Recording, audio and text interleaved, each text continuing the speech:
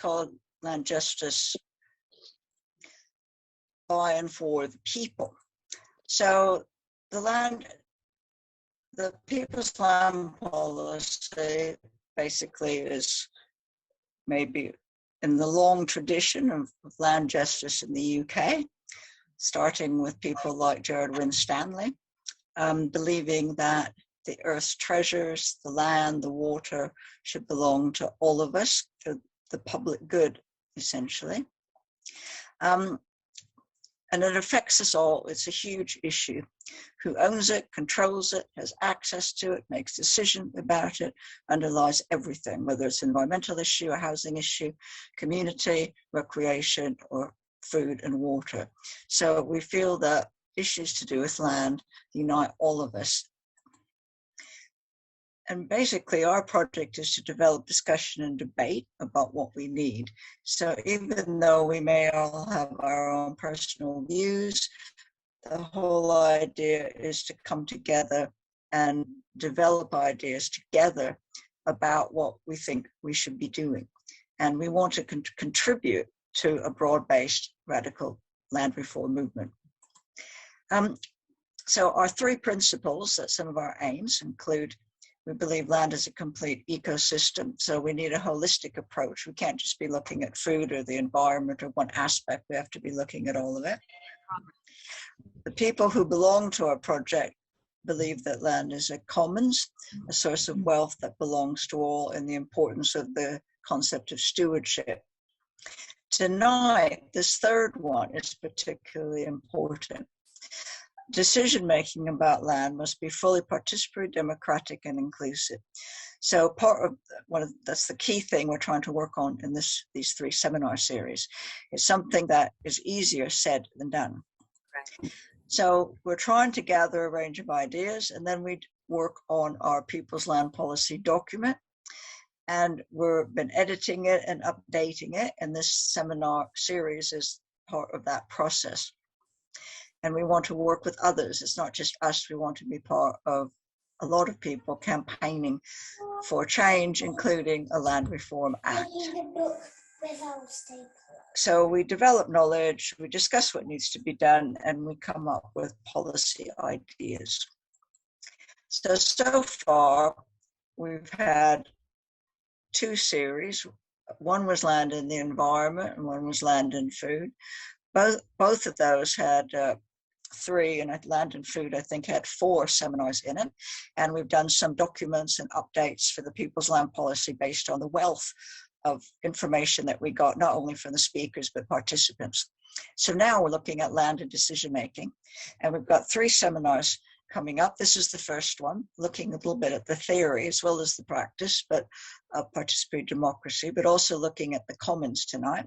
The next one will be focusing particularly on the UK. We will be looking at the UK tonight as well, but it will be a little bit more detailed. And the last one will be looking at movement building. So we've got 3 speakers tonight. I have sent out some details about them already.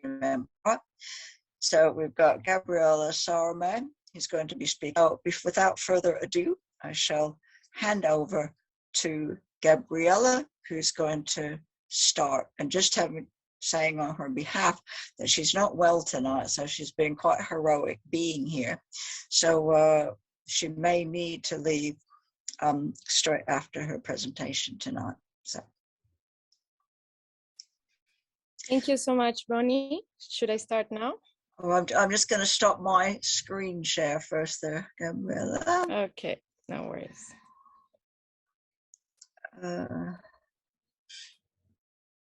Okay, so you can now, it's up to you now. You can take over, Gabriela, you can take over. I'm going to put it on speaker view as well. Thank you so much.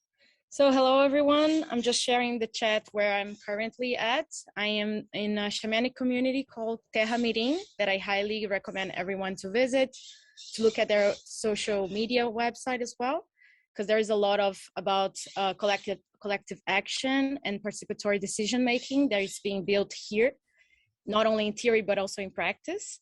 So, and apart from that, I thank a lot, Bonnie, for making this brief introduction that I'm feeling quite bad today. So unfortunately, I'll have to leave right after my presentation, but I will leave all my contacts as well. And I hope to keep in contact with everyone right after the seminar. So I'm just gonna quickly share my screen. Please let me know if you're able to look at it. Yeah. It's good. Can everybody see? Yep, all good. Yeah, great. Cool. So I'm just gonna try to organize the viewers here, and I think that will be good. So yes, first, thank you everyone for having me as well, and for inviting this amazing seminar, series of seminars. I think this is a great initiative that People's Land Policy it's leading right now, and I had the pleasure to be in contact with everyone in People's Land Policy to discuss not only the seminars, but also the vision, the mission of the organization itself. Brief introduction about me, apart from what was shared by Bonnie. I got my master's in SOAS at SOAS, the School of Oriental and African Studies in London, because of the Chevening Awards. It's the British government scholarship. And it was an amazing moment for me to basically go outside Brazil, where I'm currently from, and have a look at these three dimensions, right? The violence, conflict, and development, and how this discord is being dragged over the years when we talk about democracy, when we talk about democracy in the global south, when we talk about democracy and democratic initiatives in the global north and elsewhere in the world as well. So just to start, I think this is a brief introduction about the main foundation of the decolonial approach that I'm gonna bring here today. And basically, I'm gonna try to be very brief, and here in this section here, the civilizing mission, the rationalism of the 17th and 18th centuries, evolutionism, modernization, progress, and development. Basically, we can understand everything that it's here as basically products of the very same colonial metrics of power that was created with the colonial invasions. So in 1492, when the first Europeans arrived in the Americas, we can understand that the coloniality, which is this colonial metrics of power, so it's a structure of many different dimensions that you can see this in institutions and how we relate with each other, and in community, individually, and also how we relate with nature. These coloniality is based on, it has these three foundation pillars, which here, this is a reference from Quijano, which is a very prominent scholar of the decolonial debate. So he says that coloniality, so this matrix of power, it's grounded in these three main pillars. So capitalism as the economic axis to organize labor, race as an invented category, because before the colonial invasions, there was no such hierarchy of people based on race. There was many other ways of reproducing oppression, reproducing domination, but the idea of categorizing people based on race was something made out of the colonial invasions. And the last one, which is the one that I'm going to focus the most, is Eurocentrism and anthropocentrism as basically the mental axis that sustains these colonial metrics of power until the current days. So basically, some people can say that, okay, let's not talk about colonial invasions because this is something that we can see, like it stay on the past. But the argument of a decolonial approach is to show by not only theory but also practice that the modus operandi of this structure of power, it keeps running around. And my argument here is that this is the base of liberal democracy, and that's why we're going to focus on that today. So why challenge liberal democracy, right? I think that the main issue here is that, something that is important, Bonnie, I'm not taking notes of my time, so if you can just let me know when I'm in the half of it, I'll be very, very glad. So when we're challenging liberal democracy, we're actually challenging liberal values. We're challenging something that basically created the way that the modern societies are organized nowadays, the way that our institutions are being held, and the way that we see each other, and how do we think that it's the best way possible to organize people in society, in very plural societies, and that's a very important aspect of the debate. And the main thing is that liberal democracy can't cope with complexity. It had never actually coped with complexity. And today we can see that Earth is screaming, right? Because we're basically trapped in a simplification that we created as the only possible, the only valid way forward. Let's put it this way. So that's why my presentation here is going to be basically an exercise of political imagination. And that's what I'm inviting everyone here to do this exercise with me. And why this invitation is needed, it's not because I'm a creative person, and it's not because I think that's not only because I think that's the most urgent thing that we need to do right now before discussing policies, before discussing how the policies are going to be implemented in the territories. I think this is very much needed. This exercise of political imagination is very much needed because we're today facing multiple crises, and all of those are a result of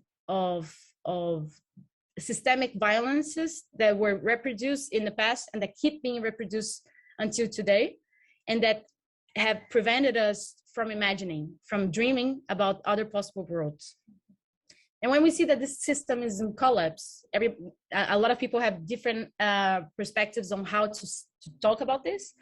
But when talking about liberal democracy, I think a very important approach to bring is that liberal democracy is another unattainable promise. So basically, just like the idea of progress, just like everything that was brought here, the idea of progress, the idea of development, the idea of civilizing mission, all of those were unattainable promises that we can call as well empty promises, in which the problems are always seen or justified as temporary failures. So liberal democracy is perfect. There's only some temporary failures, like some representatives very corrupt, someone it's doing something bad in the name of democracy, but democracy is something that we need always to keep saving. But there are some steps that I think it's important for us to give back, that it's basically to outline the material history of democracy, that is a history of accumulation, many different aspects. So there is this violent approach that it's basically the pillar of democracy. And it's important to say that I'm talking from a Latin American perspective. So how democracy arrived in our countries was based on violence and keeps being based on violence. But in general, when we're trying to have a more macro perspective on democracy, we can see that this is a history of accumulation. So we have a lot of advances, a lot of very, very relevant and important political and civil rights achievements, but there are also a lot of historical limitations, and those historical limitations, some of them still persist. So for instance, if liberal democracy is such a perfect system, how come we're not coping, we're not being able to deal with billionaires? How is it so difficult to talk about this? How is it so difficult to talk about that there is no way that someone inherited or accumulated that amount of fortune in an ethical way? It's not, and I think that this is something that we keep needing to push in our societies. But to sum up, this is basically because of this, because liberal democracy cannot cope with complexity. And just as all of those missions here, that was in every century, they were basically changing the outfit, but the core elements were the same. They were all based on this colonial metrics of power. So here, as I'm a researcher focused on conflicts related to land, I think it's very important to bring a debate that a lot of people bring, that is about the Anthropocene. And thanks to a very important and relevant Marxist legacy, a lot of people also bring the debate of Capitalocene, that it's important that we always remember that Earth is not being destroyed by humans. They are being destroyed by certain humans that keep reproducing the same modus operandi based on accumulation and oppression and violence. And from a eco-feminist South American perspective, we are right now bringing a different debate that Moira Milan is bringing. She's a Mapuche activist that is about the terracide. When we're talking about Anthropocene as, so humans as a geological force in Earth, we're actually talking about many different forms of violences that were committed against land, against Earth, and that in order to discuss this in an ethical way, we need to put the terms in the way that they need to be put. So if people associate genocide very quickly, people will associate terroricide very quickly, because it's basically the genocide on Earth being caused by humans. And this is something that is very common in a society based on liberal democracies. We can see that the vast majority of countries all over the world are based on this model. And still, we can see that there is still hunger, there is still misery happening. There is a lot of problems that are happening there. So, okay, so liberal democracy is not against failures, right? It's not proof of failures. But still, when we talk about the core values of liberalism that sustain the liberal democracy, so basically individualization, simplification, private property, and capital accumulation of capital, we can see that this society, when it's looking only towards itself, only working for oneself, we are walking towards a self-destruction. So this system is basically a cancerous anomaly in nature. And this is a reference of Antonio Nobre Donato, who is a climate scientist and PhD in Earth system science. And he says that actually he's a PhD in the theory of Gaia, but it's such a complex debate to bring Gaia into the table that people always put a fancy name, so Earth system sciences instead of Gaia, when we understand that Gaia itself has its own system, right? So what he says that this individual behavior that only exists to reproduce itself, so everybody's trying to get some piece of land and working in very small understandings that there is a hierarchy of power based on someone that creates certain rules for this land. This is something that is taking away the sustaining complexity of life systems, because just like nature, we as humans, we only work in complexity. We are very complex human beings. The very same way that nature works and functions, we reproduce the very same necessities. And when we're talking about decision making, when we're talking about governmental models, we don't reproduce that, because we are based on this liberal thinking that we need to simplify things. We need to make things very pragmatic and very straightforward. But this straightforward thinking is not actually considering or at least taking seriously the complexity of life that needs to be taken seriously, right? So this goes against directly the harmonic and collaborative or collective rhythm of nature. That is not only the rhythm of nature, but it's the rhythm of ourselves as humans, because we are nature. And this is something that here in this history, we can see that there was a straight division, right? A separation between humans and nature, and that this was reflected in our governmental models and basically in the liberal democracy. As we see nature as a product, we see nature as a resource, as an asset, and not as part of our own existence. So now going to the decision-making part, I just wanted to put something that was more pedagogic, but the idea is not that to reproduce the same binary vision that has brought us here.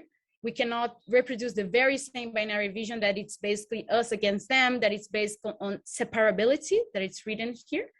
This way of thinking, that it doesn't take into consideration the complexity of systems and the complexity of our political system, not only in Brazil, but in the UK and elsewhere.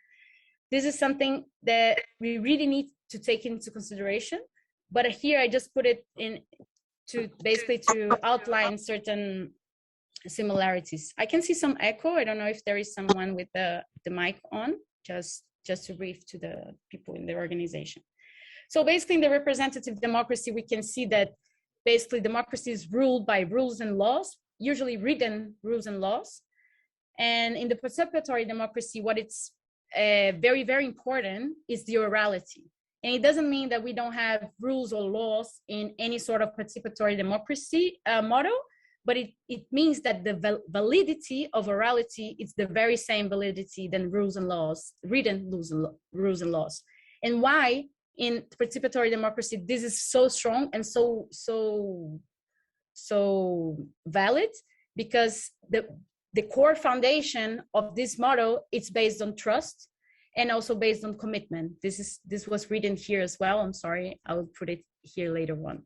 So based on trust and commitment, you can take into consideration oral commitments as well, and not only those that are written by law. And when we see in the representative democracy, there is something that I also highlighted in the last presentation that I did with People's Land Policy about food, that there is basically a two-side coins, that it's the state capital pair. This is a reference from Denise Ferreira da Silva. She's a decolonial philosopher. And basically the idea is that the state and the capital, the very big market, they are always trying to work for the very same interest. So their concern is to preserve private properties, to preserve the accumulation of capital, and that the use of the legal and economic architectures of both the markets and the state will be basically a little intimacy between the state and the capital, because that's how the representative democracy functions. And it's important for us to see that the way the trust is being held, trust and commitment are being held in participatory democracies, such as those that we can see here in Terra Mirim, for instance, is that the whole intention behind is not to preserve private property, is not to preserve the accumulation of capital, but to preserve life, to preserve the collective well-being that for many indigenous nations here in our continent, it's called the buen vivir. So the collective well-being, it's not something that it's only for humans or for a class of humans, but to understand that this class of humans also needs to take into consideration the rights of nature, for instance. There is not only the human beings that should be taken into consideration, because without the non-human beings, we won't even be able to survive. So the collective well-being is based on that in a very, very straight and connected harmony with nature. And then something that I consider a very important advance, but I still see that this is not enough for us to use democracy in its best way possible, is the voting system. So the voting system is something that is very relevant. It's based on a lot of struggles and a lot of people that were actually giving their lives for to acquire this sort of rights, especially women, if we go back to in the history. But still, this is not enough when we look about the necessity of putting complexity back in the table. So we need spaces for sharing to put political education in a daily basis discussion. We don't need, and this is something that I would love to be in the Q&A as well, to hear more feedbacks about it. But at least in Brazil, I can tell you that the political education is basically, it's very, very low, because the way that people relate to democracy, it's in this representative democracy model, that people only look at policy every 4 years. So every 4 years they say, oh, okay, so I have a political commitment here and I need to look at someone to vote to represent my county or represent my state.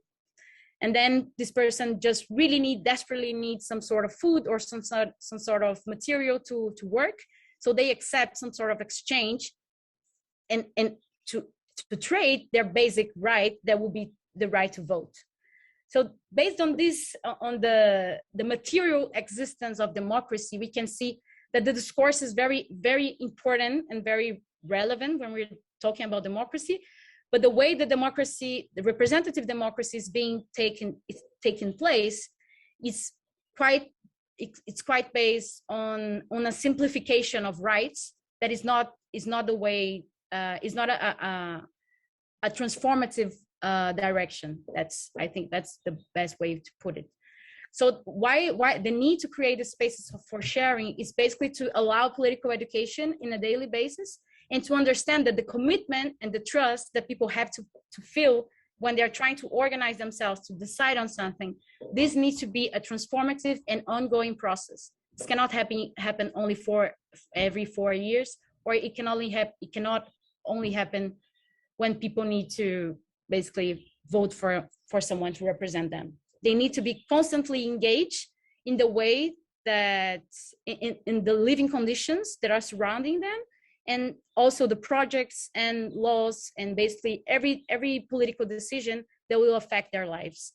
There is a very lack of participatory and popular participation in popular power, let's put it that way, that it's very much based in this trust on the representative democracy, that it has been quite a while that we can see that this is not the best model to basically to put forward, right? There are other possible ways of organizing ourselves in society, and also to look at nature, to look at land in a non-exploitative, in a non-colonized, in a non-binary way, basically.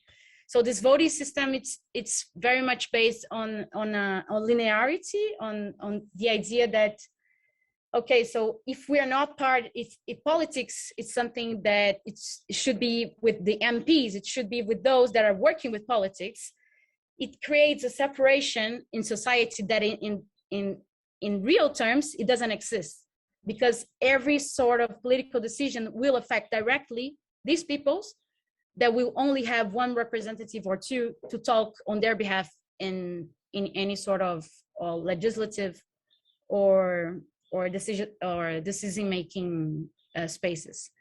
So there is the determinacy, and basically these three pillars, the separability, sequentiality, and determinacy, are also references from Denise Ferreira da Silva that I'm going to just write here, Denise Ferreira da Silva.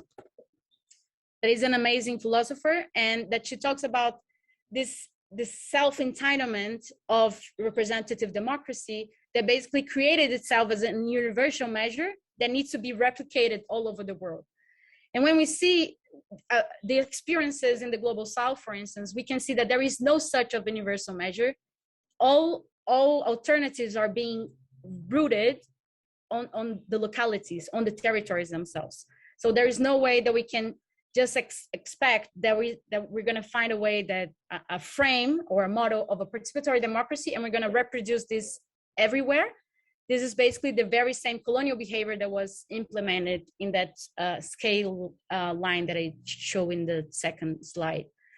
So as a transformative ongoing processes, these spaces for sharing would allow fluidity, will allow movement, and it needs to respect the local temporality that usually it's directly opposite to a colonial extractivist logic that is always trying to simplify things to basically a problem-solving mindset that is not looking at the roots of the problems, but they are looking at a problem and basically trying to do a crisis management of it and not actually preventing it when going through its roots. And biointeractivity, it's also a concept from Nego Bispo, which is a Quilombola thinker, that it brings a very, very interesting approach on temporality, on the need to respect the cycles of life, the cycles of nature, that will not fulfill basically the rapid need that current modern societies based on neoliberalism are moving towards. It's basically a very, very different way of us to relate with time, and also to understand that not only ourselves needs some time to think, to basically to absorb everything that is being said, but land itself, it needs the very same time. So we cannot keep looking at land as something that is basically a human resource, and that we can just keep exploiting it regardless of the effects on land itself and in many other earth systems. So the rivers and also the communities that are being affected by this sort of colonial approach, right? So here's a reference of Villanueva that basically brings a very summarized way of framing of a colonized approach and a decolonized approach. And focusing on the decolonization, we're aiming to connect, we're aiming to relate, and we are aiming to belong to the territories. And this requires complexity when we're discussing about politics. So lastly, my final regards is that we're currently facing an emergency of multiple crises, just like as I suggested in the first slide, but still other worlds are possible. But we have an urgent need of other ethics that can be based on care, culture, respect, responsibility, and collective harmony. So there is a very, very important debate on ethics that underlines the debate of democracy that I feel that it's missing. When we're talking about democracy, we're going to talk about how to radicalize democracy. And lastly, to bring other references in our political and imaginative repertoire. So for instance, the Six Nations in the Northeast of North America can be seen as the oldest participatory democracy on earth, dated from 1142. They are from the Iroquois civilization, which means the peoples of the Longhouse. And they have a very interesting system, and some people say that inspired the US system. But when we look the way that it was inspired, we can see that there is a lot of individualization. There is almost a messianic approach that would say that someone will represent all the discussions that were brought by the Six Nations, that someone will be amazing to talk about this, and there will be no flaws whatsoever. But actually, so I think that what I'm trying to say here, it's basically this. We need to bring other references to our political and imaginative repertoire. And yes, here are some references, and I can definitely share the screen, the slides later. And here are my contacts for those that would like to keep in contact, because everything that I just shared was from the Coletivo Decolonial. So I really appreciate the collaboration of Yasmin Carpenter and Cel Nunes, that are my partners in Coletivo. And yes, I think that's it. And I hope you like it. Right. Thanks very much, Gabriela. And especially when you're suffering as well. That was a great presentation. Didn't look like you were ill at all.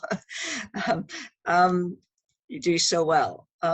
So I'm going to move straight on to Calum, who's going to present next.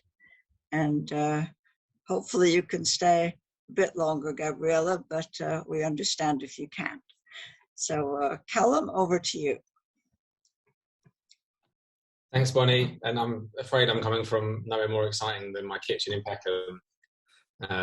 But you know, it's okay for me. I guess in terms of connecting to Gabriela's presentation as well, I think there's that other world being possible. This will focus on small examples of attempting to make that possible world a reality here that are by no means perfect, but I think offer a small window into what that other world might look like. So just briefly there'll be others who are better qualified here than me to comment on democratic theory, Gabriela being one. I guess the way that I understand it or frame it for myself are these three core values around equality, everyone counting equally in some way, participation, which is how many of a constituency are involved, and ideally everyone, and then deliberation, that ability to be given space to think, to discuss, to disagree, and then come up with some kind of way forward. And I think they can be thought of as three parts to what a democracy, an effective democracy might look like. And I think the kind of representative democracy that we currently have at its best achieves participation and equality to some degree, but certainly when layered on with issues like colonialism and capitalism and other issues, comes up against some challenges. So I don't think that's our current representative democracy. That's a functional and ideal one. And then, you know, another version would be, you might take a perfectly representative group, everyone is represented equally, and they are given space to deliberate, for example, as a citizens' assembly, which I'll talk a bit more about in a minute. But there you've only got, let's say, 100 people. You haven't managed to get participation across a whole population. So that challenge of can you find ways for all three of those values to be realised, I think is a very difficult one. And deliberation and participation is the one that is the least well explored in current Western democracies. So jumping straight into practical examples and those windows into how this might work. The first is citizen assemblies and juries. So a citizens assembly or jury, and the main difference is the size, frankly. It's a group of people who engage on an issue and try and reach a conclusion about what should happen next. And critically, they are reflective of a wider population. There's people who spend a lot of time thinking very carefully about what representative of the wider population looks like. There's some kind of accepted metrics around age, gender, ethnicity, social class. But for example, there's a citizens assembly that was run on Brexit, and there it was really important that the people that were assembled were representative of the percentages of the populations that voted for and against Brexit in the referendum. And it has three key stages. There's the first, which is one of learning. So there's a kind of balanced set of presentations from different experts, but also people with lived experience, who have different kind of expertise, but no less real. But then there's an opportunity to then question those people and engage with them and understand, and then talk to your fellow citizens about what they feel about what's been said and how they bring their own experiences. And then there's a requirement for a decision to be made. And it may not be that you get a perfect decision at the end, but can we get as close as possible to people agreeing on some items? And then are there things beyond that where we agree to disagree? It looks a little bit like this. An example of that is a citizens jury in Jersey that Involve is currently running.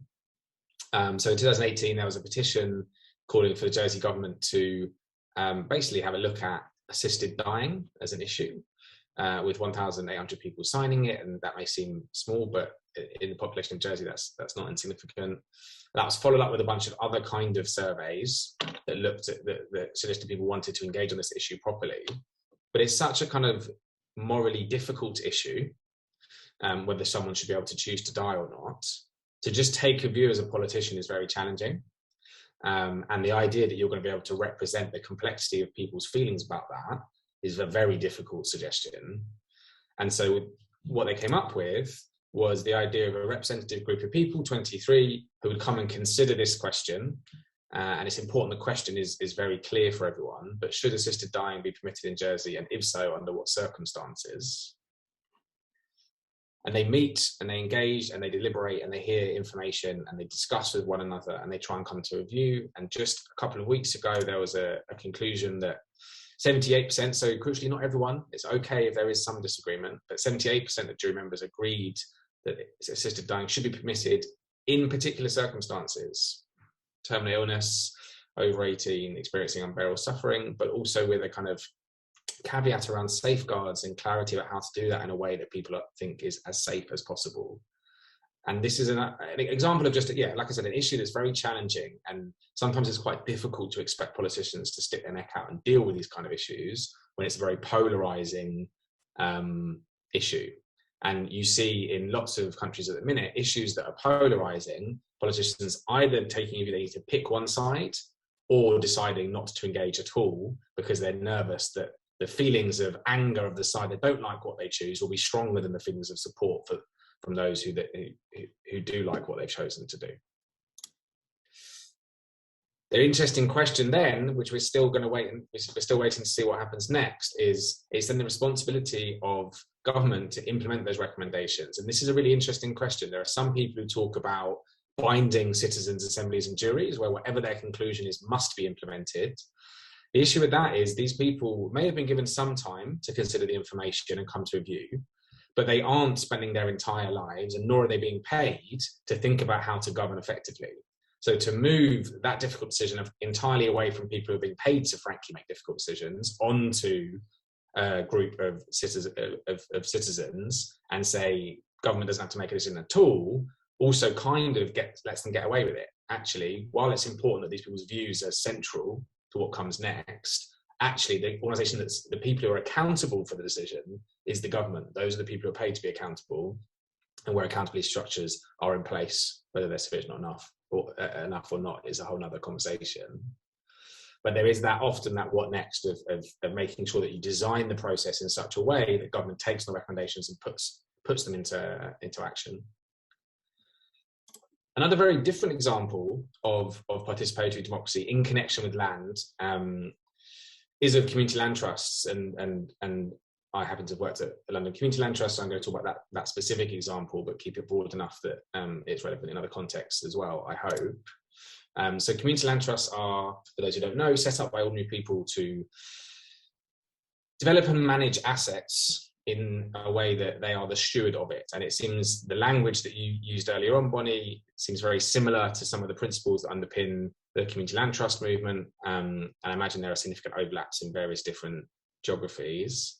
In the context that I've worked in, it's residents, community members, and other key stakeholders, potentially like local authorities, coming together, deliberating and forming a view on the organisation's future and what to do with those assets, and that the barriers to entry to those organisations is very low. It's often £1 or something kind of slightly higher, but essentially nominal. And as soon as that you've entered into the organisation, you can then stand for positions of seniority immediately and take decisions as part of that structure.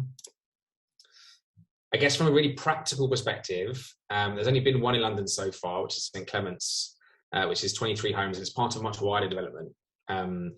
So I guess there's a question about, well, if you've only managed to get one done, again in this context in London, why should we care? One's fine, but it's just kind of, you know, it's nice. 75 people's lives are much better.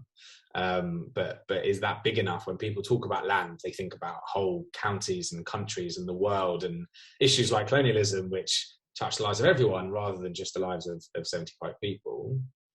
I guess the argument is that, again, in my context in London, we're missing out on thousands of genuinely affordable homes every year.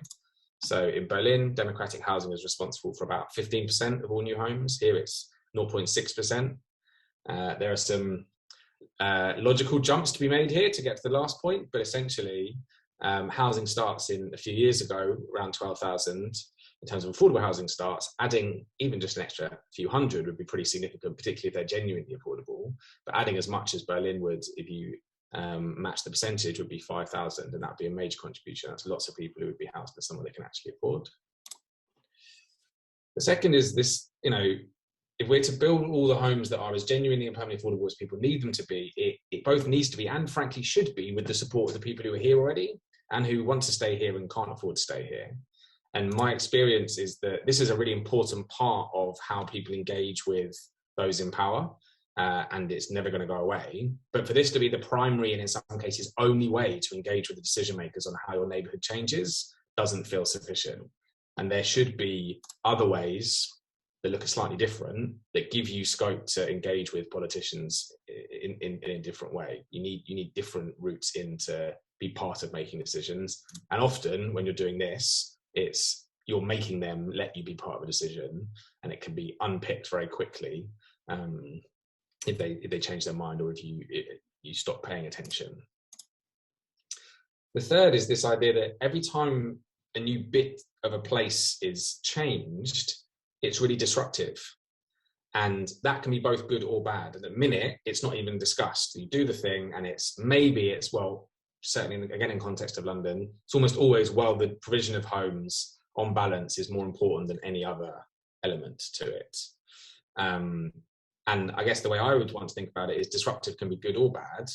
And if you understand that disruption as potential for other forms of social impact, physical but also non-physical, you can get quite a lot done. So for example, this is Razia, she's on our board at London CLT. And she was essentially at home and for various reasons wasn't going out and speaking to people, didn't have work. And we knocked on her door because it was 10 doors down from a site we were acquiring and trying to get some homes built on. And sort of slowly coaxing her out and hearing the way she spoke and being keen to have her involved meant that she massively increased her confidence over the course of a few months, went out, got a job which she'd been keen to get, then got a job she liked even more, and then stood for our board. And that was all because we were actively trying to engage her in real decisions, rather than can you come and sort of be informed or be consulted when actually you're not going to have a real material impact. And when she noticed that she could have an impact, we gave that incentive to step out of her comfort zone and develop in a pretty extraordinary way. And then the fourth is that one which Bonnie, you've mentioned, which is about stewardship, which is maintaining those relationships, that trust between people over a generation or more, not thinking in 4-year electoral cycles or 3-month quarterly cycles, but generational cycles, which is how people often think in their personal lives. Even bankers and politicians in their personal lives will be thinking about what happens in a generation from now because of their children or nieces and nephews or others in their family. I guess I'm kind of focusing on the challenge between the theory of how we might do participatory and deliberative democracy versus the practice of what it looks like when it butts up against the reality of largely a liberal democracy, and certainly in my context, a largely capitalist economic system. And, you know, the Community Land Trust that London CLT did at St Clement's is in a former NHS hospital. There are some lovely homes there. But we wanted all 252 homes to be community land trust homes. Actually, they're a mix. A bunch of them are private, some of them are social rent. What we do have is the whole site will be managed by the residents, and the land that sits under the entire site, including under the private homes, is owned by a community organisation. So it's now an asset-backed community organisation that will accrue around £50,000 of grant rights every year for local benefit, and that means they will forever be able to determine what the future of that piece of land does, which I guess brings me on to the homes are about 1/3 of market rate, and yes, that is 27% of market rate because that's how crazy London prices are. There was a really interesting question around this bit where the participatory and deliberative processes surfaced that people wanted home ownership products rather than rental products, when the kind of principles of people who work in this space tends to be more focused on rental products. And there was a long conversation that I can talk about maybe in the Q&A about how we arrived at that. But it was a very interesting kind of, do you trust where people are at, or do you talk to them about where you think they should be, and how do you deal with that challenge? So those are the kind of four key points that we're missing out on by not doing more of this kind of democratic housing. I guess the other point would be that it gives you collective power over land permanently. So if you think about it from a generational perspective, there was 3 or 4 years of a lot of work from a lot of volunteers, the change from which has a, if they want to, permanent impact on that neighborhood. And so there's a kind of interesting campaign strategy there where it's, you know, from a movement perspective, you can build a movement for a couple of years and then it often dissipates. And so can you get change in those 2 or 3 years that lead to permanent structural change later? Which I guess leads on to these key lessons. The first of which is think about how to build a participatory culture. So one of the things we find really interesting in the citizens' juries and citizens' assemblies is the ones that work best are when decision makers and their constituents, or politicians and their constituents, are coming together into the same space for the 3rd or 4th or 5th time, because then they've started to embed that culture of wanting to genuinely understand what constituents want, and constituents genuinely wanting to take a view on how their community should be run. And then the second is that point I've mentioned, that how can we focus on changes that lead to long-term structural change in who makes the decisions? Can you win stuff now that means, like with St Clement's, decisions will be made by people who are most affected again and again and again for generations to come? And this is just me now, that my view is that if you can redefine both culture and structures, you've pretty much got something locked in. And that's where we're currently at with, I think, a representative democracy, that culturally and structurally, this is what people think is the way that democracy should be done, or certainly is done, but you can see fractures in it. And that into those fractures, you have people think, well, something else maybe could be slightly better. But if we're going to achieve that, you need examples that you can point to that are practical, as well as some compelling theory in the way that Gabriela described earlier. And then you need to think about how you can shift a cultural norm and the democratic structures increasingly in support of a participatory and deliberative society.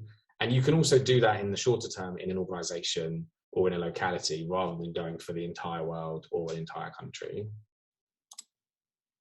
My last thing would be, when you're talking about issues that seem as grand as this, to kind of focus on standing on the shoulders of giants. So there is a very rich history of land reform, like you say, Bonnie, that London CLT did draw on, but it also drew on very specifically a model that came out of the civil rights movement in the United States called New Communities, Inc. Lots of people do lots of hard thinking about this, and sometimes in a desire to be innovative, we come up with the attempt to come up with completely new models. Most successful attempts at innovation are the combination of 2 or 3 things that were pretty good beforehand in a new context. So not feeling the burden of coming up with entirely new ideas to deal with an issue like land, which has existed for millennia. That's it. Thank you very much. Right, thank you, Calum. That's great. Thanks a lot. So we'll go straight on to Andy. If you're ready to share your screen. Yeah, let me give it a go.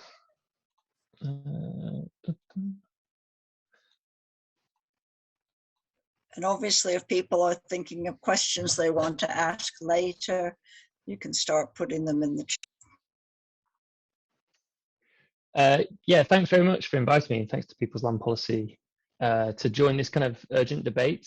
And thanks also to Gabriela and Calum for their presentations, which have set the context quite nicely for this kind of short introduction to kind of some of the ideas, both in theory and in practice, around what we understand as the commons. I come at this presentation from the kind of dual perspective of practice as a member of the Design Collective Public Works, and as a researcher working with ideas of the commons within cities and their intersection with moments of civic education. And I've been asked to give a short presentation, which is around 10 to 15 minutes, to provide a little bit of context for this concept and how it is similar or how it is different to participatory democracy, to hopefully maybe, I guess, stimulate a bit some discussion with in the discussion afterwards. So to start with, I actually thought I'd take the description that you used in the event blurb when you sent out the Eventbrite. So this is the definition that you use, which is taken from Commons Rising Group.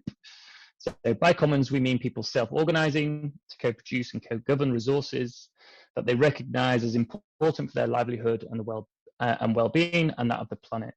And so this starts to identify some of the different components of the commons: a resource, a self-organized group that co-govern that resource, and finally a question of what motivates groups to assemble in such ways. You know, what is the kind of urgency why these groups try to work in this way.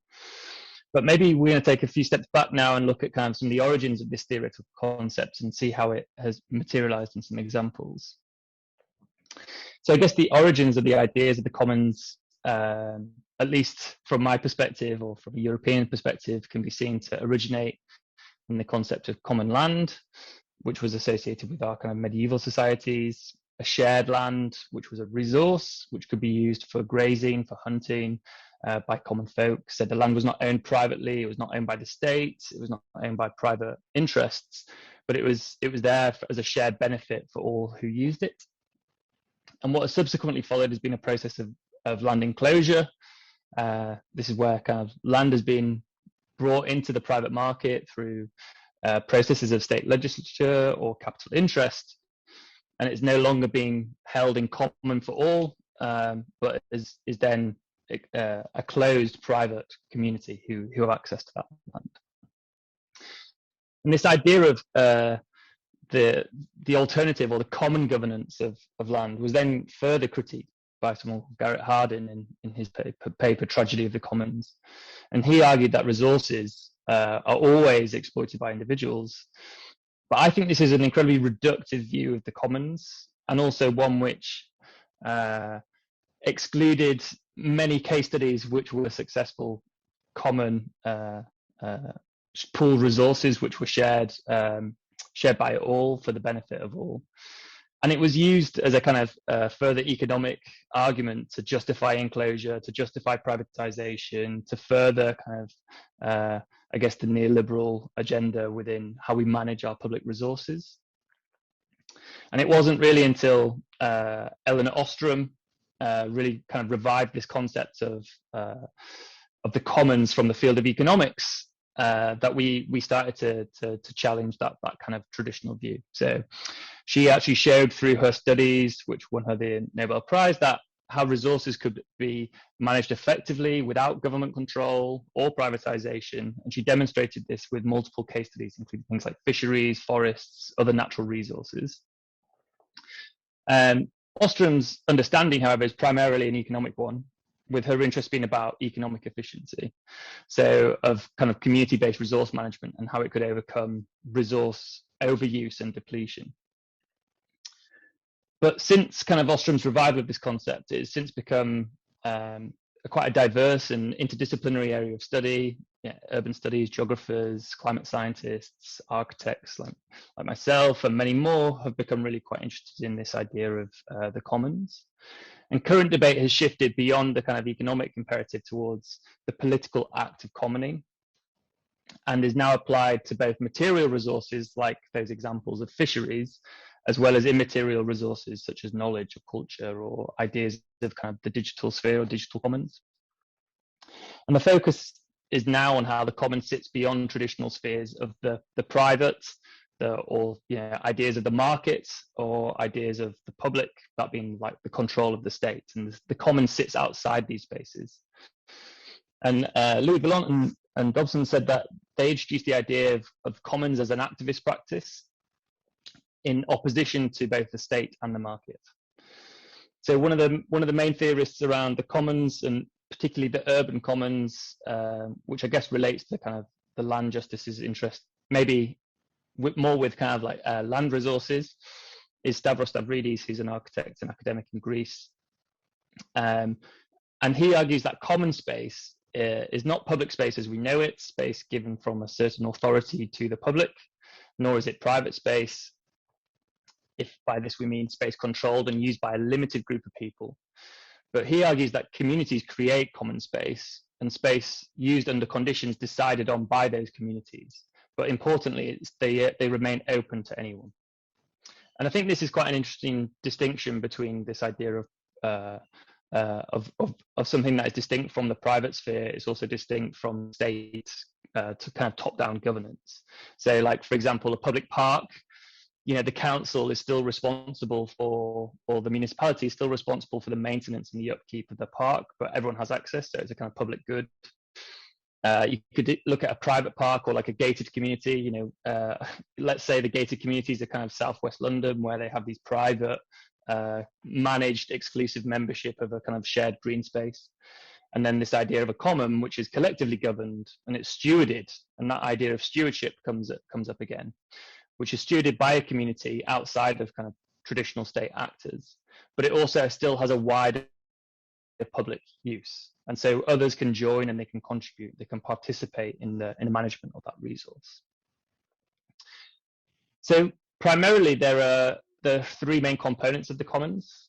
And David Bollier wrote, in practice, a commons consists not just of a resource, but of a community that manages the resource by devising its own rules, traditions, and values. All three are needed.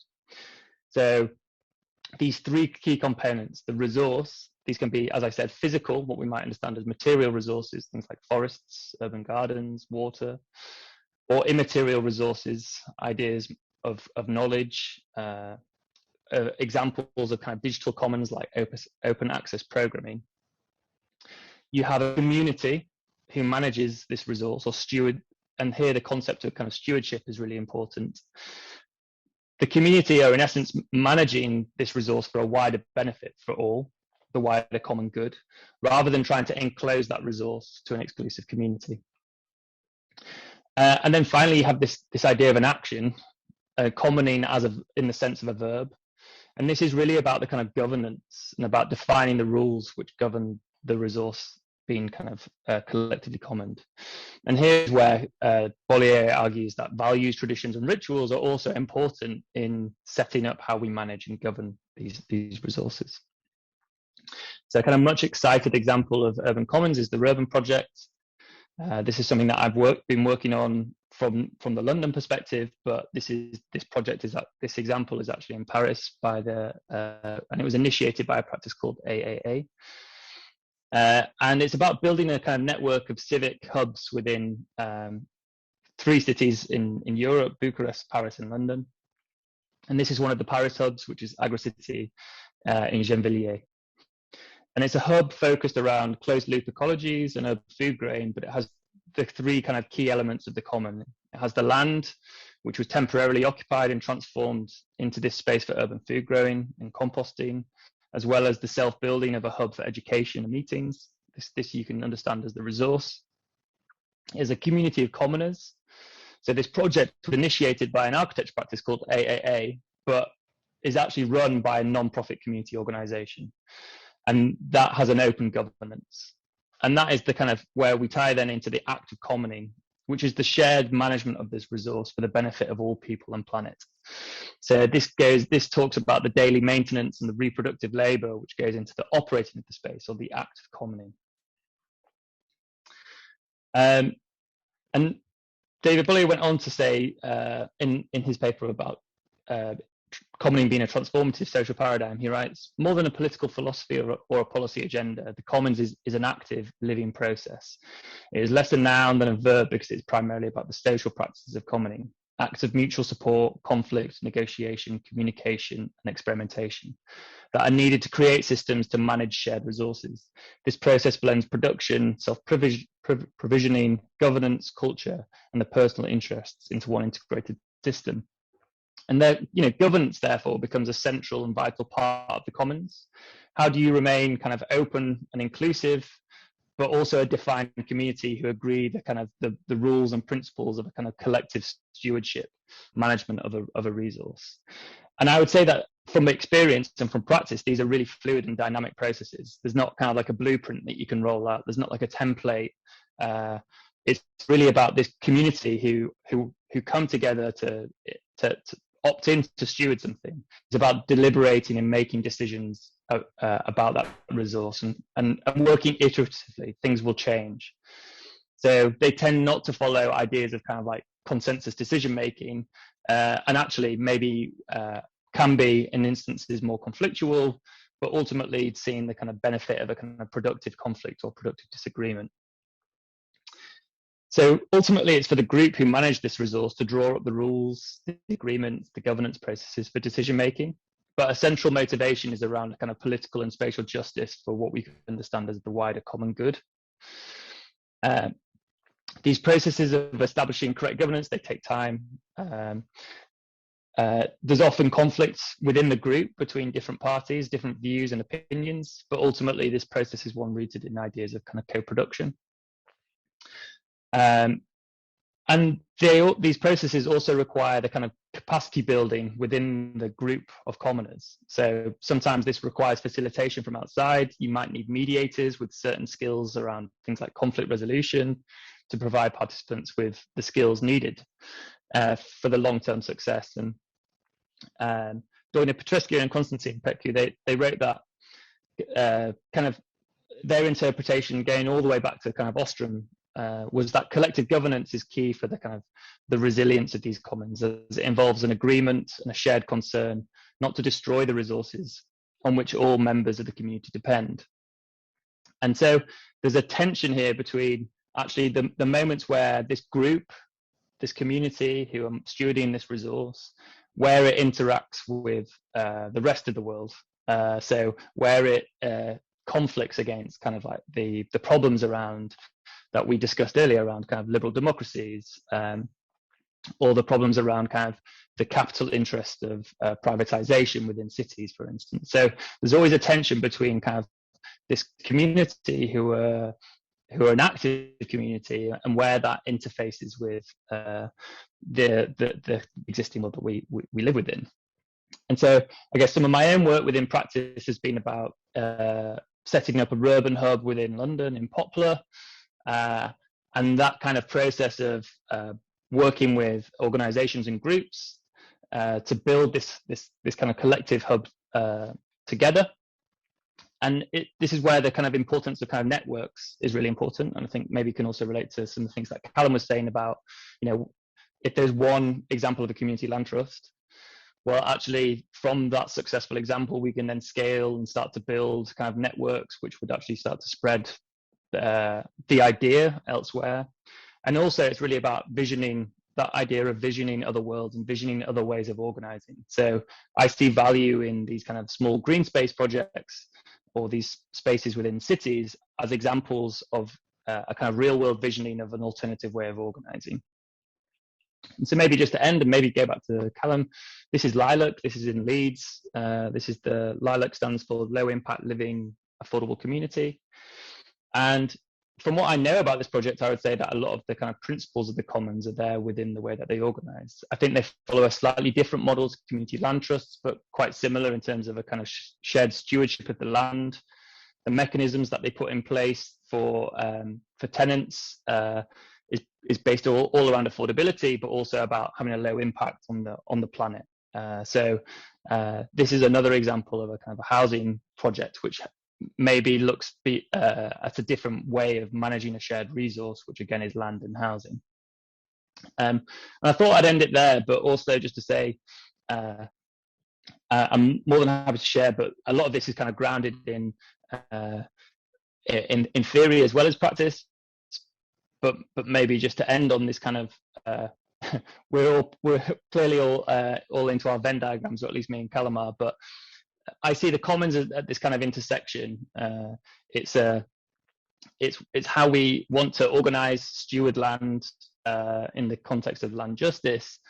It requires a community, which might be the land justice network, and really kind of this idea of just to emphasize the importance of delivering and making your own systems of governance, which work under those principles and kind of dream of kind of different cities. So thank you very much for inviting me. Thank you very much, Andy. I mean, I think we've had 3 really good presentations, and I think we've got quite a few different views on what some of the issues are. I would just like to say that our next seminar, to a certain extent, will be looking very much at some of the practicalities. I know I have quite a few questions about, well, how exactly do you involve all these people and issues like that? How do you make sure that everyone can actually participate? And also we're going to be looking at movement building, bringing people together in the last one. But I'd just like to ask one question. I must admit, been quite skeptical about the idea of participatory democracy. I suppose because I think I first heard about it through XR, and I sort of felt that the idea was that you had these citizens' assemblies, but it does seem to rely on calling on the government to do something. So it seemed to me, but I think I'm getting a more deeper understanding of it, but I would like the speakers to comment. Isn't it just a way for government to say they've consulted and then carry on with doing what they would have anyway? Because as people have said, the real power often lies in the economic power of capitalism. Or isn't it just that? Isn't it in a way some kind of making it look like they're being democratic when they're not? Or are there other ways it can be used that it could be much bigger in the whole process of social transformation? So I don't know if the speakers would like to answer that question before we move to questions from the floor. So basically I'm asking, is it really going to involve people, or is it just a way of making liberal democracy look better? I don't mind going first. When it's done badly, absolutely, you're right. It's, when people, consultation in some ways is a form of participation, right? It just is often done terribly and seems to be drawn for when actually proper deliberation would be more useful. I think there are a few things I would say. One, 83% of participants in the Climate Assembly UK changed their own behaviour afterwards. So there's a really interesting impact on those involved, which is only 100 people, but it's very interesting that when you get engaged on an issue, how it might change your own behavior. The second is you need people who know what they're doing to do this. And it's been really good for the profile of citizens' assemblies in particular, for Extinction Rebellion to call for them. There's a bit of a disconnect between them then being implemented effectively. And sometimes they're called a citizen assembly, but they're slightly done on the cheap. And if you design the process properly, you wouldn't commit to doing it unless you were confident of the decision makers' buy-in to the process from the very beginning. It's not something to do and then start lobbying afterwards with, but something you have to bake into the process.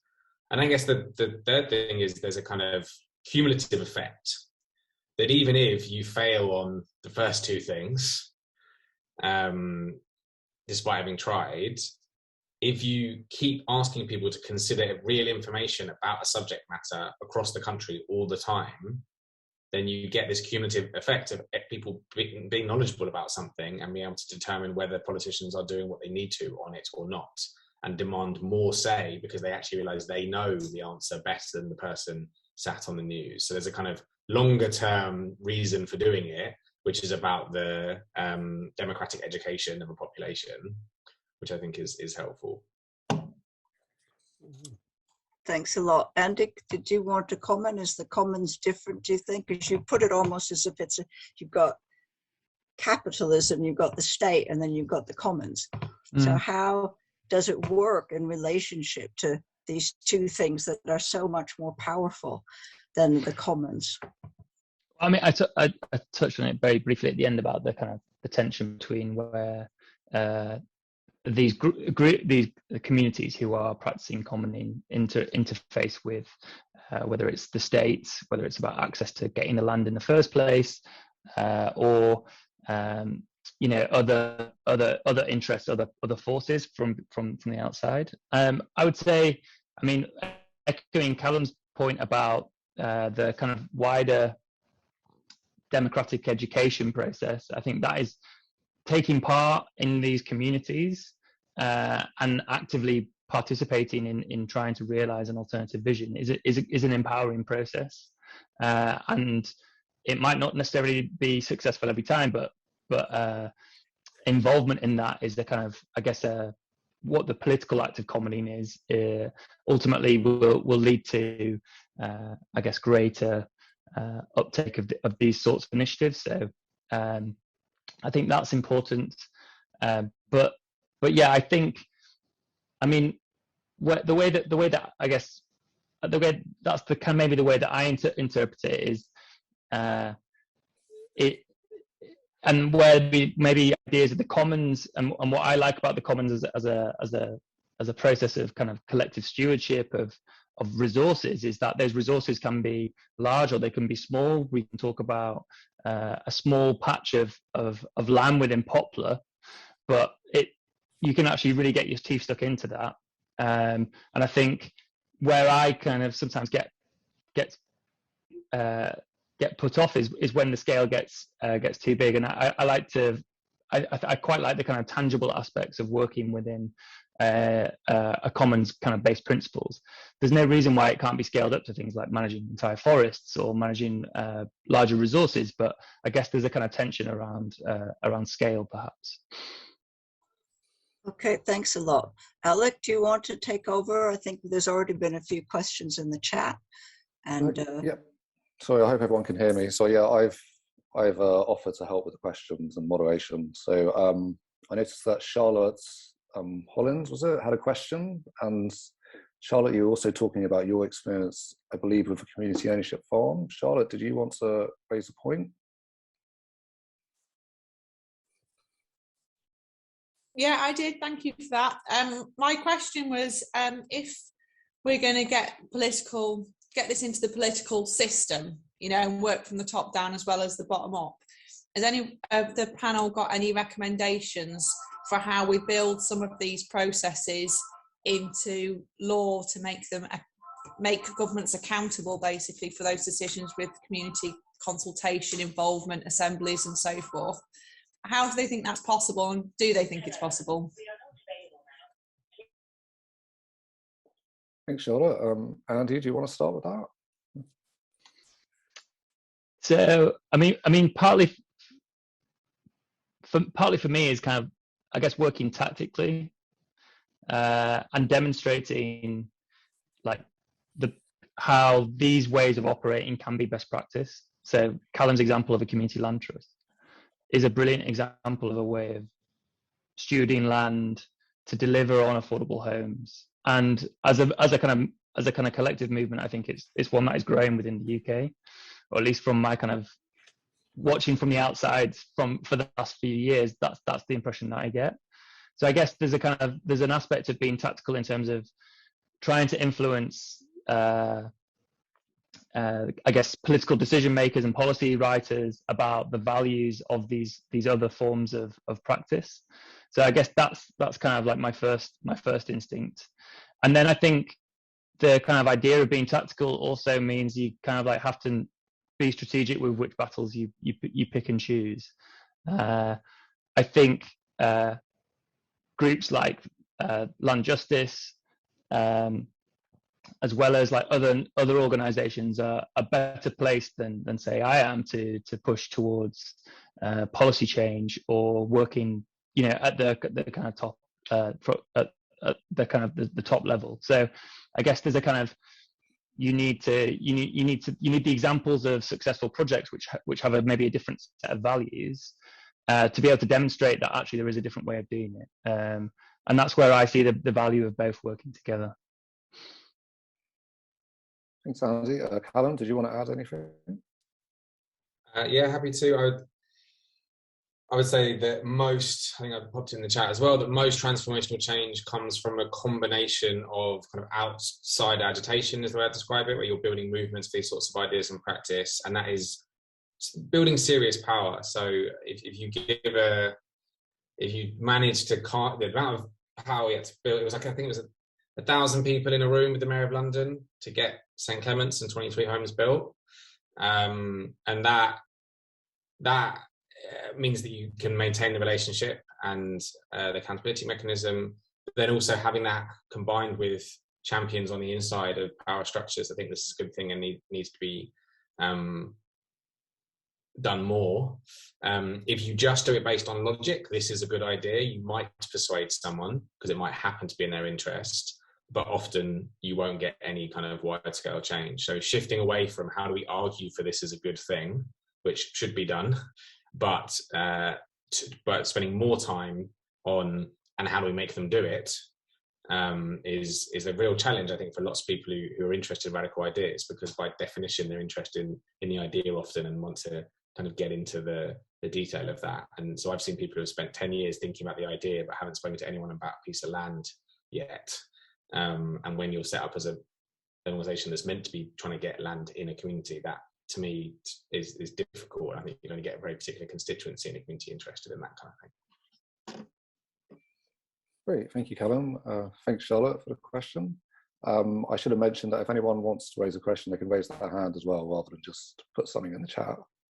Trying to. Oh yes, who's that? Oh, Jenny. Hello, Jenny. Do you want to ask your question? Hello. Sorry, it strikes me that we are talking here about there are different layers of power considered with land. I mean, my interest is in writing about the power of land, because land is enormous power. If you own land, you got enormous power.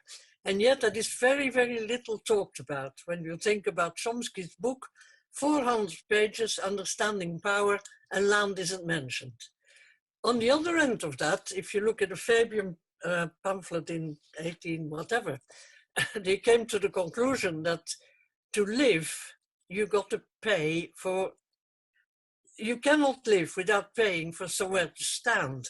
I mean, if you're in the streets, you can be picked up by the police. If you haven't got money for bed and breakfast, if you haven't, you've got to pay actually to live, because the land does not belong to everybody like the terra nullius. It belongs in England, let's say, to the crown and the state.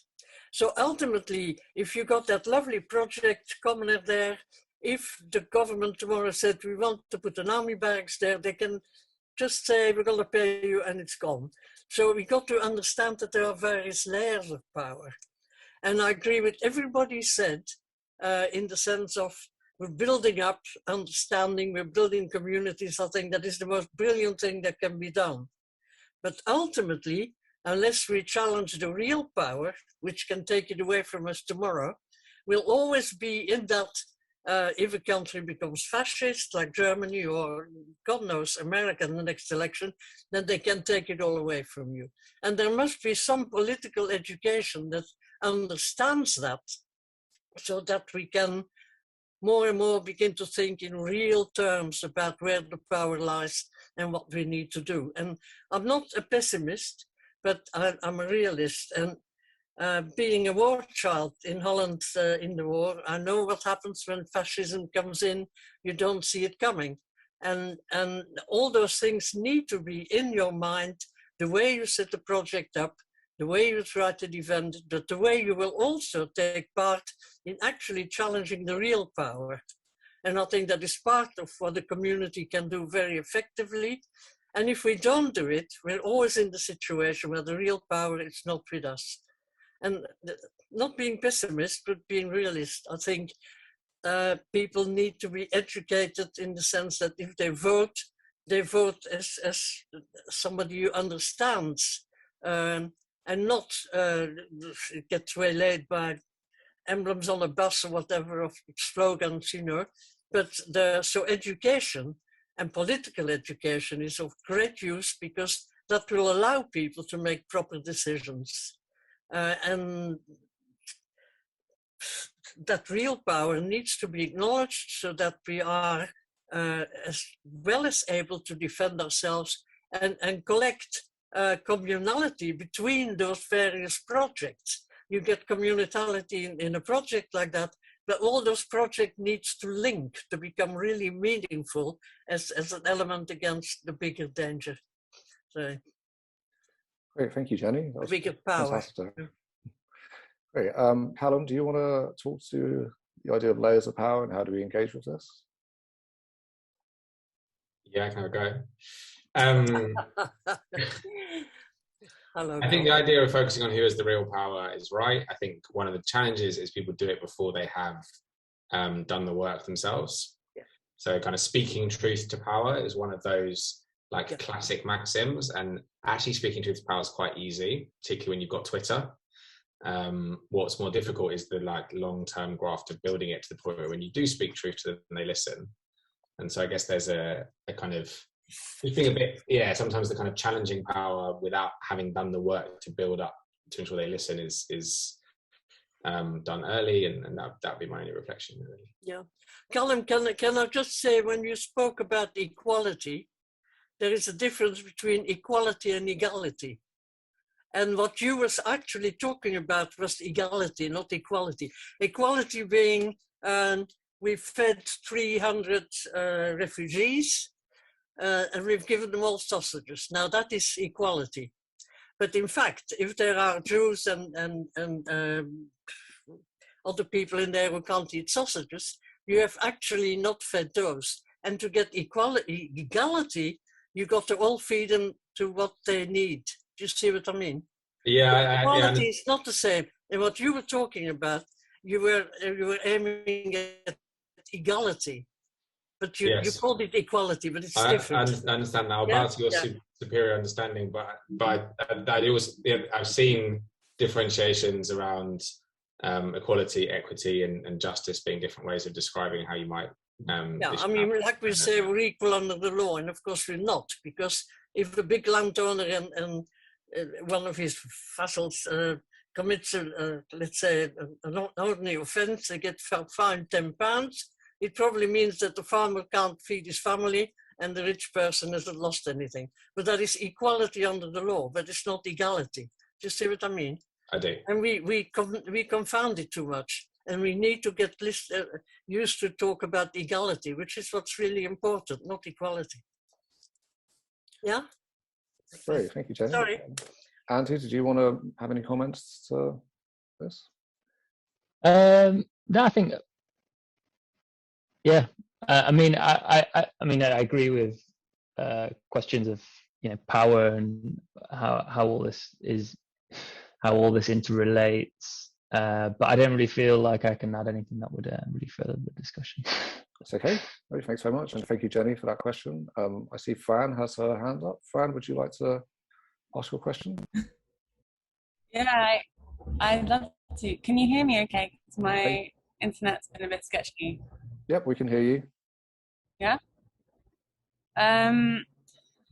Yeah, I guess I'm part of a project that's trying to think about setting up a centre for land reform in London, and I've been doing a bit of learning about different projects and ways of organising, of how you try and prevent land from being privatised. And I think there just needs to be broader mechanisms, like organisations or different sorts, that who are all moving in different ways and utilising different legal forms that can be trying to articulate, or like not just articulate, but also like practically create different kinds of land reform and whatever you want to call it. And I think CLTs and community benefit societies are also good ways, vehicles for that, but also charities can be that. And I guess, yeah, this idea of different legal forms all working towards equity for people in relation to land,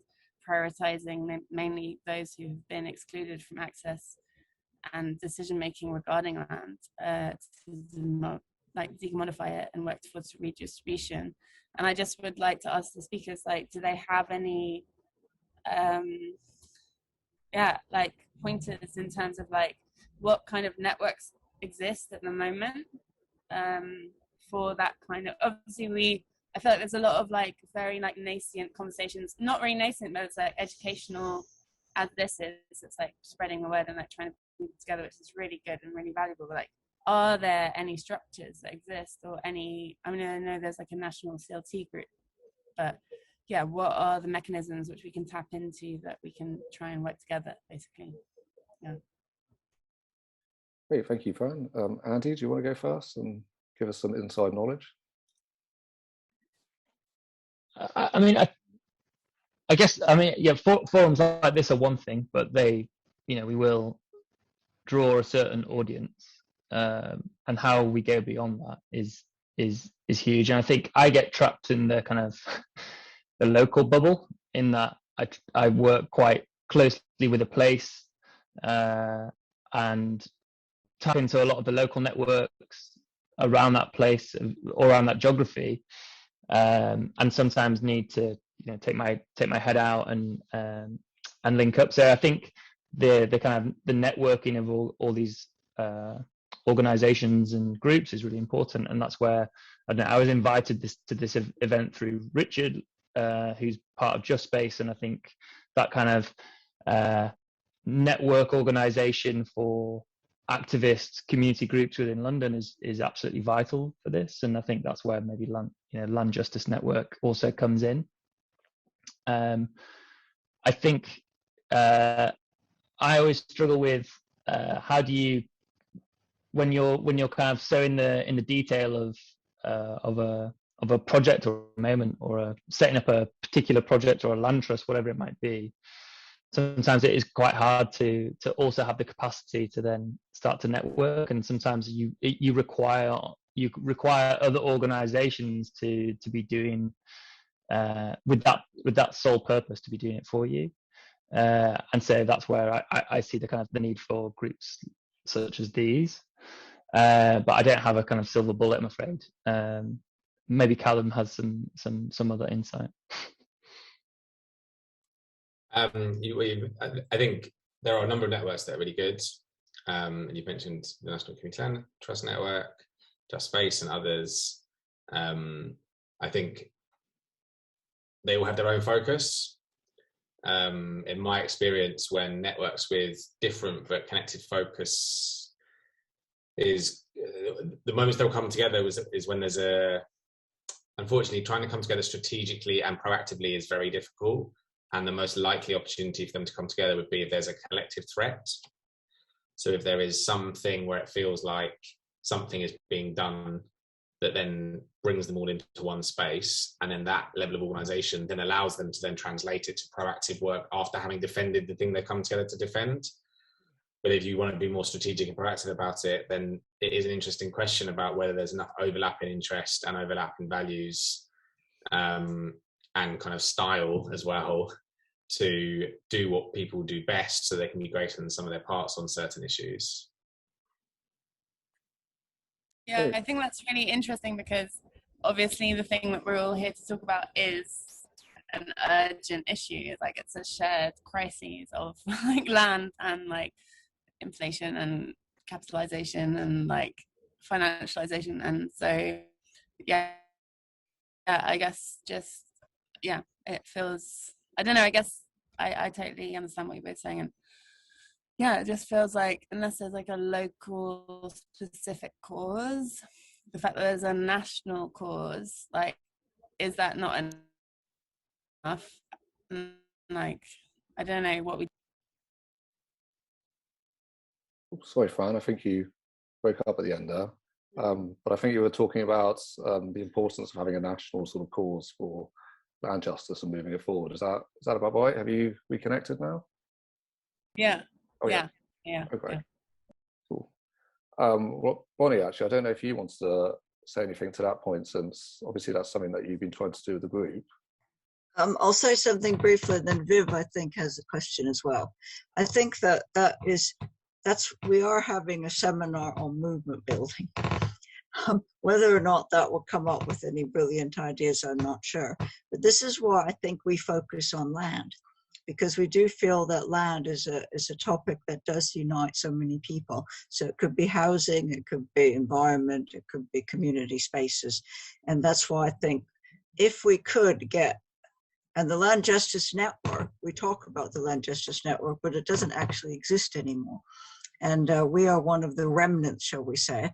Another group that's still very involved is Shared Assets, and I believe there is someone from Shared Assets, and they're going to participate in the seminar on movement building. So there are still groups there, and we all felt that land is something that could unite us all. But then what happens is people who are involved in food get very involved in whatever, their community garden, people involved in housing get involved in a particular anti-gentrification struggle. So, and as Andy said, it's important to have a local project. It's important to be involved locally. But at the same time, if you then don't come out of that and work with others on a broader issue, then we really aren't going to make the systemic changes that we need. So participatory democracy is fine, I think, it's important. All these local projects and small examples of it, I agree completely with the speakers about why it's important. But ultimately, we need to build a movement where people are coming together on all sorts of issues on a much broader basis. And we're hoping to do that with land, but it's not easy. And so let's see what happens in the next two seminars. Maybe we'll come up with some brilliant ideas. We've got some quite good speakers on the movement building, including one from Ben Viva from that Gabriela was talking about. They're building a movement in Latin America, and they've had a lot more success in movement building, I think, there than we have here. So I think we have a lot to learn from them. And Shared Assets has also been doing some work on movement building. And we've also got someone from the London Mining Network speaking, and they've done amazing work in bringing together a coalition of people all over the world around issues to do with mining. So hopefully we can learn something from them. So I guess, Viv, Viv, did you have a question? Thanks. Yeah, I do. Yeah. Well, a couple of things really. One, I suppose to do with this participatory democracy. There was one particular phrase you said, Calum, which you said that people might make a bad decision. And I'm like, well, it's either participatory democracy or it's not. And surely if they're all joining in and they make a decision, that is the decision. And I wondered what you meant by a bad decision. And I have this other problem about this idea that experts come in. I mean, is that not just a new priesthood, a new hierarchy of wisdom that we now say we're going to trust in science? Because my own experience of working with participatory groups is that I built a community centre in Hackney. And I remember bringing lots of people from the community together and saying, we want to talk about building this community centre. And they were saying, I want to talk about the fact that my house is mouldy and drafty. And so we had to first clean some people's houses and sort some of their drafts out and do some right on the ground stuff with people first.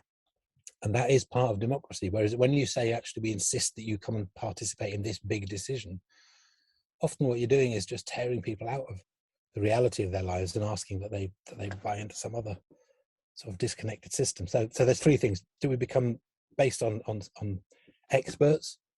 Can we really live with the decisions that people make, and can we involve everyone in that?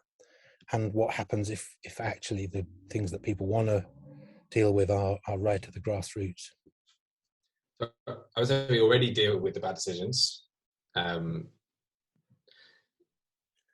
on what you think. What is this bad decision, good decision? If it's democracy, surely it's a decision. Yeah, exactly. So I can't remember the context. So does a bad decision mean one that you disagree with? I can't remember the context in which I said bad decision, but my point is people make decisions that you might disagree with or agree with. And I agree that if we're in a democracy, we have to accept whatever decision is made. But I can't remember the specific context that I said that within. I guess what were the other two questions? Do we become completely governed by the experts? If you bring in a panel of experts to advise, do they not just end up dominating the discourse and getting their own way? So I think there's a really important kind of process design piece there. So you get a number of different people who, if you're doing a citizens' assembly on climate change, for example, there are issues involved in climate change that are more specialist than the average person understands, certainly than I would understand. I'm sorry, but I completely disagree with you. I think that's just astoundingly arrogant to imagine that ordinary people don't understand the context for their relating to climate change may be very personal. Yeah. But to imagine they don't understand this, I mean, that's off the scale. Where's the commons in that?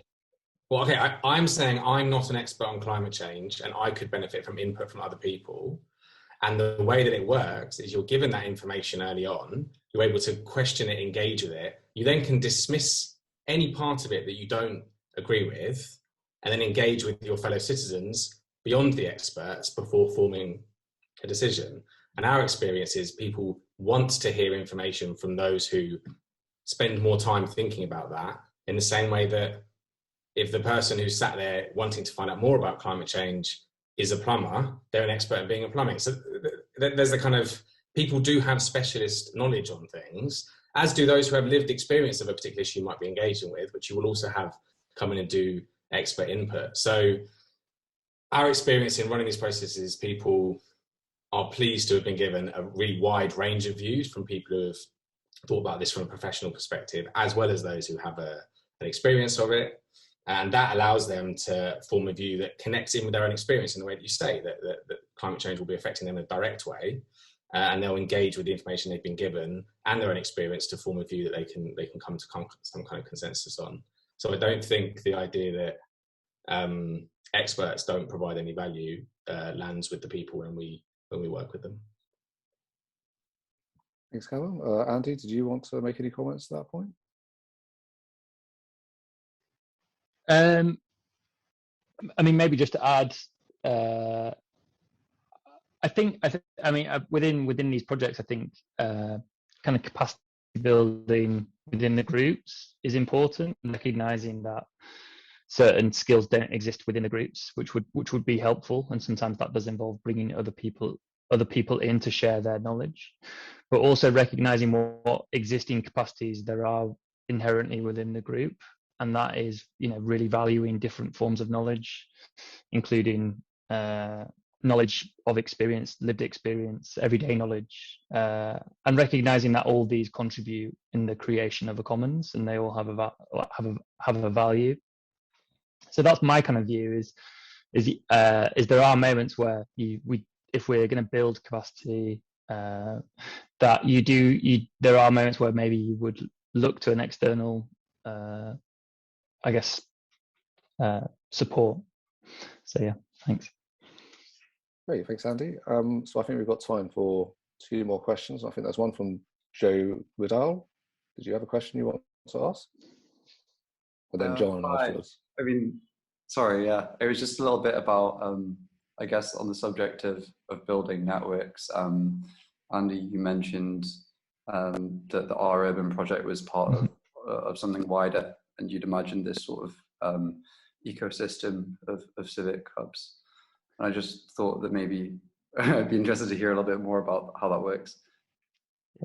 So at the moment, that happens through, I guess, partly through events like this, or kind of like other platforms where groups can get together and talk about their experiences within, as networks within Urban. Quite often, people have joined projects, whether in London or in Bucharest or within Paris, and then gone on to set up similar initiatives elsewhere based on those kind of experiences.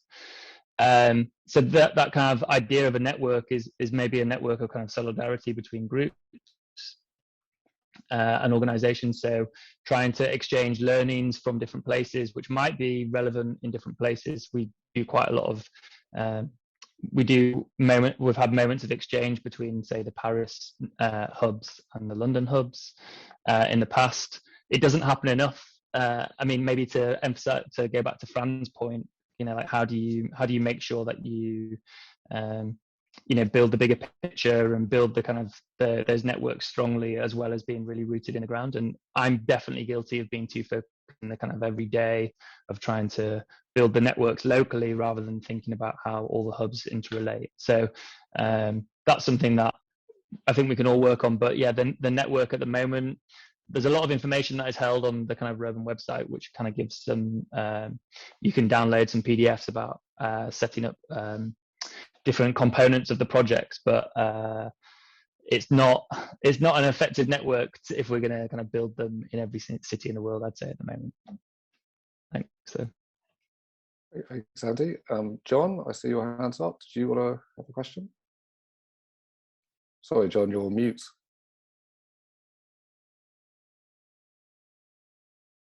No, I think it's still on mute, John.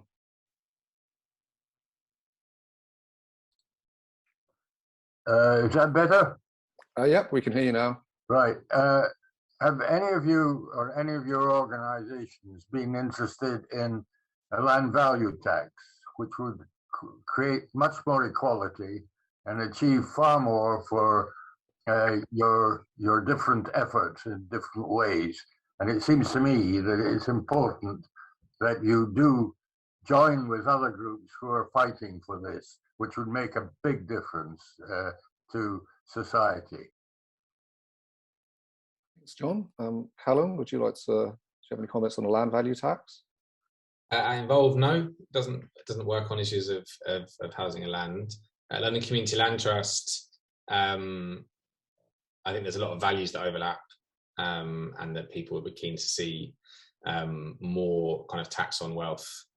But I guess it's a slightly different approach to a similar end.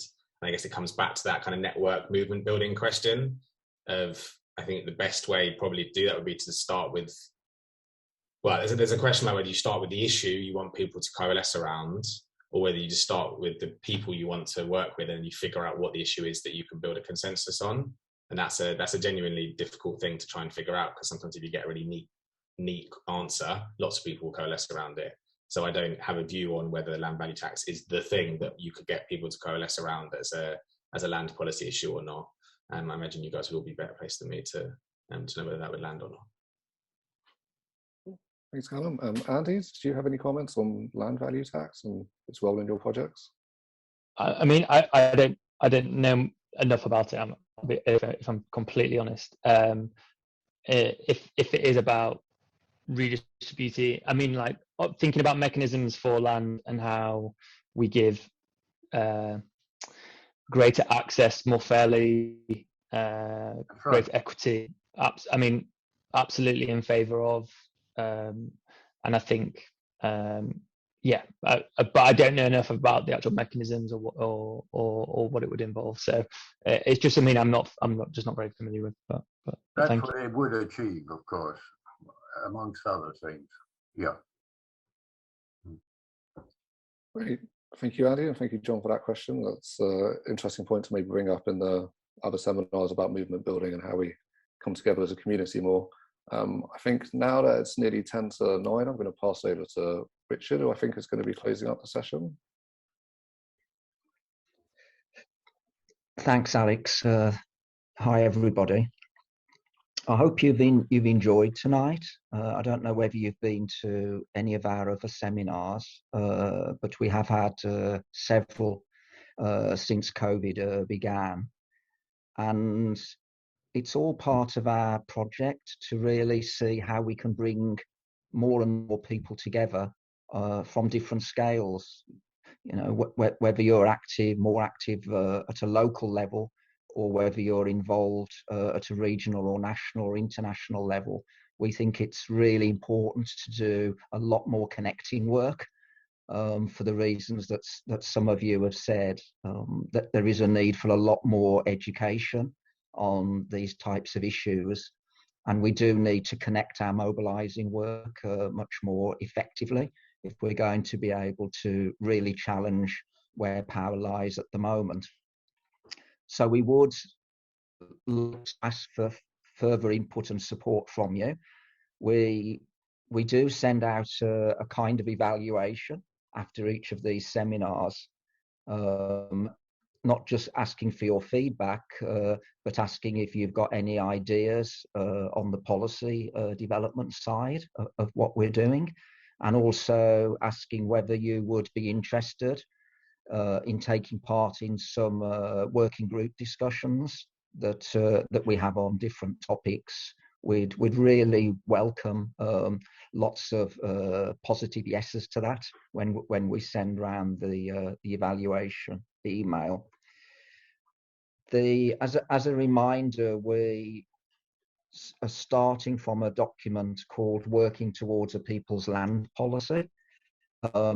And we'd really welcome your analysis and your points of view on this document. All the seminars that we've been having are working towards really building on the ideas within this document and producing another much more detailed version not too far away. So please have a look at this document if you haven't already. It is available on our website. And again, you might be interested, if you haven't, to have a look at our website for People's Land Policy. You can find there all the recordings from our previous seminars on ecology, on food.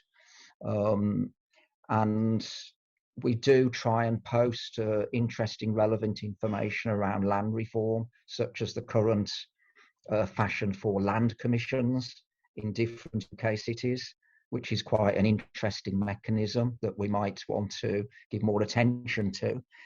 The other thing you'll notice on our website is we have got quite a lot of links there, but not nearly enough. So again, if the project or campaign you're involved in feels that land reform's a big issue for you, then we'd really like to have your consent to be able to link up with your project or campaign on our website. We could be giving a lot more links there to help with this interconnections. And I think the only other thing to say is to remind you of our next seminar, which is 2 weeks today at the same time, also on Zoom. And there we'll be looking at half a dozen case studies of participatory democracy. So there'll be shorter presentations and really looking at how this is happening on the ground in terms of responding to the real needs at the grassroots level. And then how one scales this up, which is what we're most interested in. So look out for that session in 2 weeks' time.